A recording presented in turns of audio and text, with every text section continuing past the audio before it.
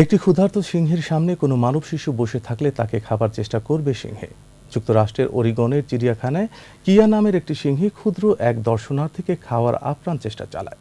তার এই প্রচেষ্টা অবশ্য সফল হয়নি। অন্যদিকে ওকলাহোমায় একটি সাপের কারণে বিদ্যুৎ বিচ্ছিন্ন হয়ে পড়ে প্রায় 4000 বাড়ি। বিস্তারিত মার্জিয়া মান্নানের রিপোর্টে। যুক্তরাষ্ট্রের ওরিগনের পোর্টল্যান্ড চিড়িয়াখানায় একটি ক্ষুধার্ত সিংহের ভয়ঙ্কর আচরণ ধরা পড়ল ক্যামেরায়।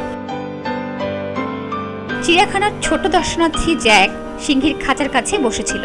এমন সময় ক্ষুধার্ত সিংহীটি শিশুটিকে খাওয়ার আপ্রাণ চেষ্টা চালায়। শিশুটিকে খাওয়ার চেষ্টায় কাছে আঁচড়ও ফেলে দেয় সিংহীটি। শিশুটি থেকে সিংহের দাঁতের দূরত্ব ইঞ্চিরও কম ব্যবধানে থাকলেও বাধা হয়ে দাঁড়ায় মাঝের কাচের দেয়াল, আর তাই সব চেষ্টায় ব্যর্থ হয় তার। অন্যদিকে একটি সাপের কারণে বিদ্যুৎবিহীন হয়ে পড়ে উত্তর পশ্চিম ওকলাহোমার 24,000 ঘরবাড়ি।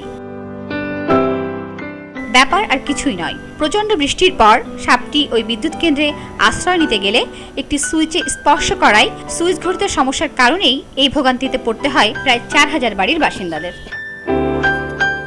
মার্জিয়া মান্নান, মাই টিভি।